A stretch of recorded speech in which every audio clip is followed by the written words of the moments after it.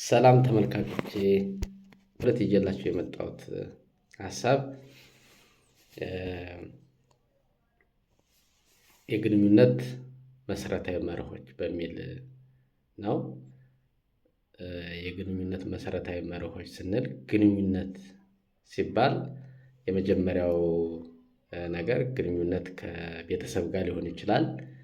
ግንኙነት ከትዳር ጓደኛ ጋር ሊሆን ይችላል። ግንኙነት ከልጅ ጋር፣ ግንኙነት ከእናት አባት፣ ከወንድም፣ ግንኙነት ከጓደኛ፣ ከስራ ባልደረባ ጋር ሊሆን ይችላል ማለት ነው። ስለዚህ በእነዚህ ግንኙነቶች ውስጥ ግንኙነት መርህ ምን መሆን አለበት የሚለውን በማስመልከት ነው በዛሬው ዕለት ይዤላችሁ የመጣሁት ማለት ነው። ግንኙነት እንግዲህ የተለያየ መልክ ይኖረዋል። ግን አብዛኛው ግንኙነት የተለያየ ቢመስልም መርሆቹ ግን ለሁሉም ይሰራሉ። ቀጥታ ወደ መርሆቹ ስገባ የመጀመሪያው መርህ ደግሞ አለመኮነን ይሆናል ማለት ነው። አለመተቸት፣ አለመኮነን ወይም ደግሞ አለማጉረምረም። ሰዎች ስናጉረመርም ወይም ደግሞ ስንተቻቸው ከዛም ሲያልፍ ደግሞ ወቀሳ ስናበዛ ምን ያደርጋቸዋል የሚለውን እንመለከታለን። የሰው ልጅ ለምንድን ነው ይሄ ነገር መቅረት ያለበት ወይም ደግሞ አያስፈልግም ሲባል መተቸት፣ ማጉረምረም ወይ ደግሞ ወቀሳ ምን ስለሚያደርግ ነው ሰዎች የሚለው ጥያቄ ሊነሳ ይችላል። ስለዚህ እነዚህ ነገሮች አያስፈልግም የሚያደርጉን ነገሮች አሉ ማለት ነው። አንድ ሰው ብንተቸው ወይም ጓደኛ የምንለውን ቅድም የጠቀስናቸው በግንኙነት ውስጥ ስናጉረመርም ወይ ስንተቸው ወይ ደግሞ ወቀሳ ስናበዛ በሌላኛው አካል ውስጥ የሚፈጥረው የመጀመሪያው የበታችነት ስሜት እንዲሰማው ያደርገዋል። እኔ እንደዚህ ነኝ እንዴ ወይም ደግሞ እኔ በቃ ምንም አልረባም ማለት ነው የሚል ስሜት እንዲሰማው ያደርጋል። ሁለተኛው ደግሞ ከዚሁ ጋር ተያይዞ ቂም እንዲይዝ ሊያደርገው ይችላል። ምናልባት የተጋነነ ቂም እንኳን ባይሆን በውስጡ ለምን እንደዚህ ይለኛል የሚል ቂም እንዲኖረው ያደርጋል ማለት ነው። ከዛ አለፍ ሲልም ኢጎውን ከፍ እንዲል ያደርገዋል። የሰው ልጅ ኢጎይስቲክ ነው እና ኢጎ ከፍ እንዲል ስለሚያደርገው ኢጎ ከፍ አለ ማለት ደግሞ ሪሌሽንሽፑን ወይም ደግሞ ግንኙነቱን መልካም እንዳይሆን ያደርገዋል። ስለዚህ እነዚህ ነገሮች ቢደረጉ አሁን ያልናቸውን የዝቅተኝነት ስሜት፣ ቂም፣ ራሱን በቃ ምንም እንደማይረባ አይነት እንዲሰማው ኢጎ ከፍ እንዲል ስለሚያደርገው ከዚህ በተቃራኒ ደግሞ ምን መሆን አለበት የሚለውን ልንመለከት እንችላለን። ይህንን ስል የመጀመሪያው ማይንዴ ውስጥ የሚመጣው የዴል ካርኒጌ ሀሳብ ነው። ዴል ካርኒጌ ምን ይላል? የሰው ልጅ ኢጎይስቲክ ነው። የሰው ልጅ ስሜታዊ ፍጥረት እንጂ አመክኗዊ ፍጥረት አይደለም የሚለው ሁል ጊዜ በማይንድ ውስጥ ይመጣል። ብዙ ጊዜ ስንመለከት ሰው በቃ ሎጂካል ከሆነ ሀሳቡ ችግር የለውም፣ ሀሳቡን እናንሳው እንጂ በሰዎች ላይ በቃ እውነታ የሆነ ነገር ይነሳ እንጂ ምንም ላይፈጥር ይችላል ብለን እናስብ እንችላለን። ነገር ግን የሰው ልጅ ምንም ሀሳብ ይነሳ ምንም፣ ዋናው ነገር የሀሳቡ እውነታ መሆንና ክብደትና ቅለት ሳይሆን በስሜቱ ላይ የሚፈጥረው ጨዋታ ነው ማለት ነው። ከዚህ ጋር ተያይዞ ሌላም የሚነሳው ሀሳቡ ሳይሆን ሰው ልጅ ስሜታዊ የሚያደርገው ሀሳቡ ወይም ደግሞ ነገሩ የተገለጸበት መንገድ ነው። ወይ ኤክስፕረስ የተደረገበት ነገር ሰዎችን ሀሳብ፣ ባህሪ ሽፍት እንዲያደርጉ ያደርጋቸዋል ማለት ነው። ስለዚህ በግንኙነት ውስጥ ከፍተኛ ዋጋ ካላቸው ነገሮች ውስጥ የመጀመሪያው ነገር ሰውን ዲፌንሲቭ ስቴት ውስጥ እንዲያደርገው ማድረግ የለብንም ማለት ነው። ዲፌንሲቭ ስቴት ውስጥ ካደረገው ሌሎችም ሀሳቦች መስማት አይችልም። ስለዚህ ምን ማድረግ አለብን? በግንኙነት ውስጥ የሆነ ነገር ተፈጠረ ብንል ነገሩን ከስር መሰረቱ ምክንያቱን መጠየቅ የመጀመሪያው መፍትሄ ይሆናል ማለት ነው። ለምን እንደተፈጠረ የመጀመሪያው መጠየቅ፣ ከዚያ ሲቀጥል ደግሞ ምክንያቱም ካወቅን በኋላ ነገሩን ወይም ደግሞ የተፈጠረውን ሁኔታ በግንኙነት ውስጥ ያለውን ነገር ከሰውየው ነጥሎ ማየት ያስፈልጋል። አንዳንድ ጊዜ የሆነ ነገር ከተፈጠረ ለምሳሌ አንተ በቃ አንተ በቃ ችግር አለብህ ልንል እንችላለን። ለምሳሌ አንተ ሁል ጊዜ ከችግር ዳር አጠፋም፣ ወይ ደግሞ የሆነ ጀነራላይዝ አድርገን ሰዎች እንዲህ ናቸው፣ በቃ ሰው ለጥቅም ብሎ እንደዚህ ያደርጋል፣ ጥቅም ፈላጊ ነው፣ ሁሌ ከሊት ደግሞ በቃ ችግረኛ ነች ልንል እንችላለን። ያ ማለት በጣም ከአይደንቲቲው ጋር ወይ ከሰውየው ማንነት ጋር በቃ ሰውየው ለዛ ነገር ወይም ሴትዮዋ ከዛ ነገር ጋር የተፈጠረች አስመስለን አሶሼት አድርገነዋል ማለት ነው። ከዛ በተቃራኒ ግን ነገሩን የተፈጠረውን ነገር አንዴም ሊሆን ይችላል ሁለት ጊዜ የተፈጠረውን ነገር ከሰውየው ነጥሎ ማየት፣ ይሄ ችግር እንዲህ እንደተፈጠረ፣ ስለዚህ ሌላ ጊዜ እንደዚህ ባይሆን መልካም ነው ብለን ስንናገር ሰውየው በጣም የመቀበል እድሉ ከፍ ይላል። የማሻሻል እድሉ ቀጣይነት ያለው መሻሻልም እንዲመጣ ያደርጋል በሱ ውስጥ። ከዛ አለፍ ሲልም መልካም ግንኙነት ለመገንባት ያስችላል ማለት ነው። ግን በዚህ ተቃራኒ አድርገነው ለምሳሌ ያን ሰው በቃ ጀነራላይዝ አድርገነው ወይ ደግሞ አይዴንቲቲ ያስመስለን አንተ ከችግር ዳር አትጠፋም፣ ሁሌ ችግር ትፈጥራለህ፣ የሆነ ነገር አትሰማም አትሰሚም ብንል ግን በቃ ሰውየው የሚቀበለው ሁል ጊዜ እንደማይሰማ ሁል ጊዜ ከችግር ዳር እንደማይጠፋ ወይም እንደማጠፋ ብሎ ሊረዳው ይችላል። ወይም ደግሞ ራሱን ለመከላከል የሆነ ነገር ሊያዘጋጅ ይችላል። ከዛ ውስጥ በጣም በርካታ የሆኑ ተያያዥነት ያላቸው ችግሮች ወይም ደግሞ ግንኙነትን የሚያሻክሩ ነገሮች ይፈጥራል ማለት ነው። እዚህ የግንኙነት ውስጥ ይህንን ነገር ማድረግ በጣም መልካም የሆነ ግንኙነት ይገነባል ማለት ነው። ወደ ሁለተኛው ሀሳብ ስንመጣ ሁለተኛው የግንኙነት መሰረታዊ መርህ የሚባለው ቀናና ከልብ የመነጨ አድናቆት ማቅረብ ነው። በዚህ ውስጥ ሰዎች ያው መደነቅ ወይም ደግሞ ምስጋና የማይወድ የለም። እንደውም የመጀመሪያው ጥያቄ ልናነሳ የምንችለው እዚህ ውስጥ በዚህ ምድር ላይ በጣም ሰው የሚወደው ስጦታ ወይም ደግሞ በጣም ሰዎች የሚወዱት ነገር ምንድን ነው ተብሎ ጥያቄ ሲጠየቅ ምን ሊሆን ይችላል? ሰዎች ለምሳሌ በጣም የሚወዱት ነገር ብዬ ልጠይቃቸው እስቲ ሁላችሁ ነው። ሰዎች በጣም ከሚወዱት ስጦታዎች ውስጥ የመጀመሪያው ምን ሊሆን ይችላል? ዕንቁ፣ ውድ መኪና፣ ወርቅ ወይም ደግሞ በጣም የሚያምር ቪላ ውስጥ የተደላደለ ኑሮ መኖር የቱን ይመስላችኋል ሰዎች የሚወዱት? ይሄ ደግሞ ከዚያ ያለፈ ምን ሊሆን ይችላል? መልሱም የሆነው የሚገርማችሁ ሰዎች በጣም በቁጥር 1 2 ብለው ከሚያስቀምጧቸውና ከሚወዱት ነገሮች ውስጥ ሰዎች በሰዎች መካከል ያላቸው ዋጋ እንዳላቸው ማየት ነው የሚፈልጉት።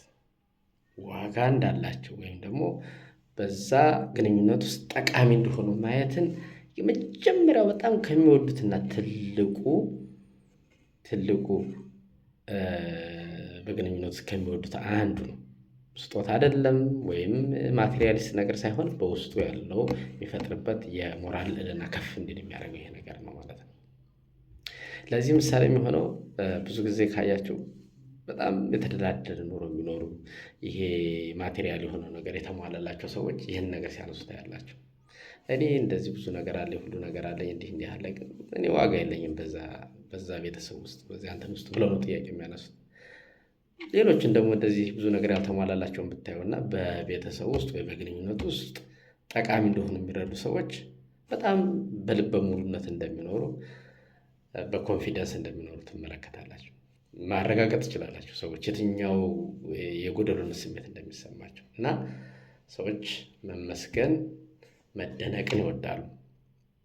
ስለዚህ በግንኙነት ውስጥ መደናነቅ መመሰጋገን በጣም ትልቅ ዋጋ የሚሰጠው እንደሆነ ዋናው ፕሪንሲፕል እንደሆነ ይወሰዳል ማለት ነው። ሶስተኛው እና መሰረታዊ የምንለው የግንኙነት መርህ ደግሞ ጥሩ አድማጭ መሆን ነው። ጥሩ አድማጭ መሆን ስንል ብዙ ጊዜ በግንኙነት ውስጥ ብዙ ነገር ልናነሳ እንችላለን። ስናወራ ዲስከስ ስናደርግ ወይ ደግሞ መወያየት ያለብንን ስንወያይ የሰማን ሊመስለን ይችላል። ያዳመጥን መስማትና ማዳመጥ ያው እንደሚለያዩ ይታወቃል። ያዳመጥን ሊመስለን ይችላል፣ ግን የምናዳመጠው የራሳችንን ንግግር ውስጣችን ያለውን ነገር እንጂ ሰውየው ያለውን ነገር በደንብ ላንረዳው እንችላለን። ያኛውም የራሱን ይሰማል፣ ይሄኛውም የራሱን ይሰማል። ሁሉም የተናገረ የተሰማማ ይመስለዋል። ሁሉም የራሱን ተናግሮ ያልፋል እንጂ አድምጦ ግን ነገሩን እንትን ብሎ የማለፍ እንትኑ ብዙ ጊዜ እንደ ችግር ይቆጠራል። በዚህ ውስጥ በግንኙነት ውስጥ 75% ማድመጥ 25% ደግሞ መናገር ቢሆን ለግንኙነት መልካም እና ውጤታማ ግንኙነት ያደርጋል ተብሎ በጥናት የተረጋገጠ ነገር ነው። ስለዚህ ግንኙነት ውስጥ ወይም በውይይቶቻችን ውስጥ አብዛኛውን ነገር በማዳመጥ ቢሆን አብዛኛውን ነገር የሰውየውን ልምድና ተሞክሮ እንዲናገር በማድረግ ሲሆን በጣም በግንኙነትን ውጤታማ ያደርገዋል ማለት ነው። ስለዚህ ሰዎች አሁንም እዚህ ጋር የምንመለከተው የተሰሚነት ወይም ደግሞ የአትኩሮትን እድል ማግኘት እንደ ሌላው በጣም መሰረታዊና በጣም ከሚወዱት ነገሮች ውስጥ ቅድም እንደጠቀስነው የጠቃሚነት ስሜት ደስ እንደሚላቸው ሁሉ በሰዎች መካከል ደግሞ የአትኩሮት ማግኘት ወይም ደግሞ ተቀባይነት ማግኘትን የሚያክል ነገር ደግሞ ሌላው በጣም መሰረታዊ የግንኙነት መርህ ነው ማለት ነው።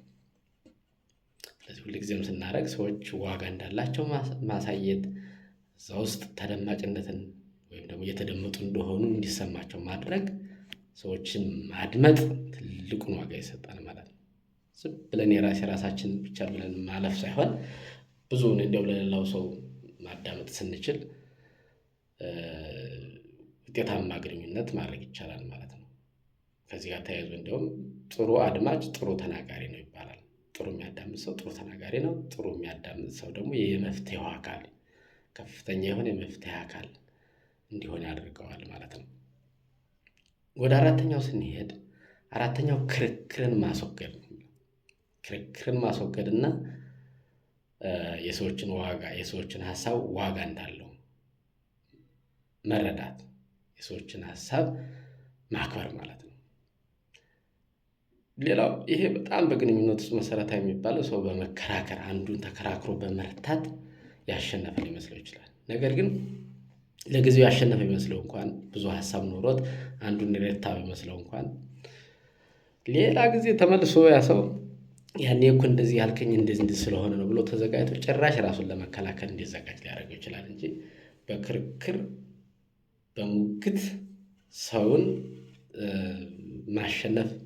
ማሸነፍ አይቻልም። ሁለቱም ውጤታማ የሚያደርግ ግንኙነት ማድረግ አይቻልም።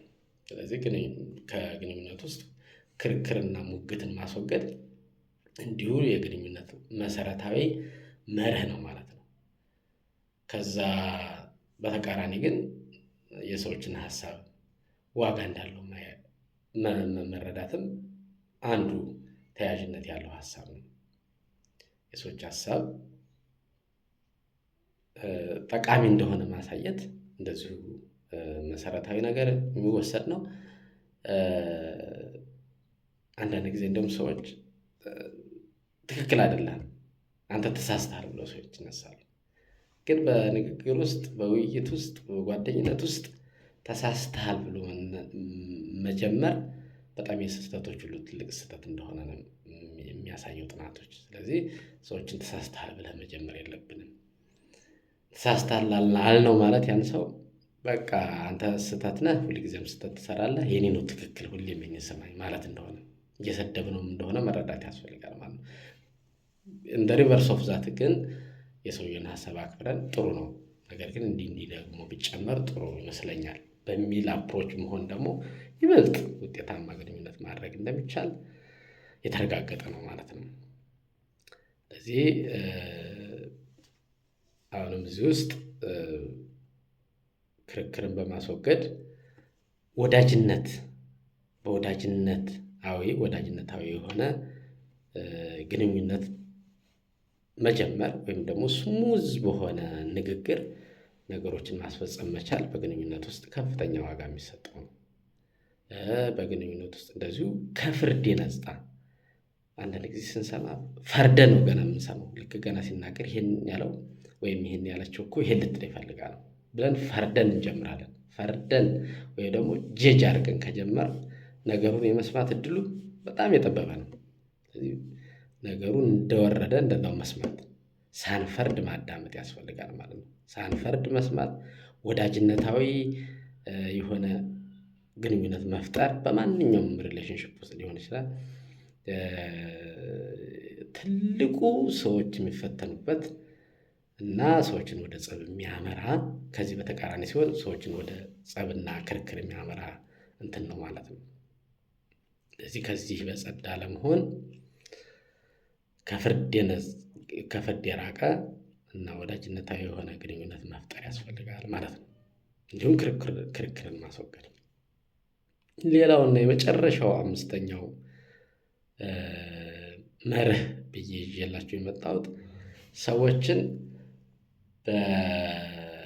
ሀሳቡን ወይም ደግሞ ነገሩን ከሰዎች አንጻር ሆኖ ማየት፣ ሀሳቡን ከሰዎች አንጻር መመልከት ያስፈልጋል ማለት ነው። አንዳንድ ጊዜ በብዙ ሰዎች መካከል የምትነሳው በሰዎች ጫማ ውስጥ ሆነህ ማየት ወይም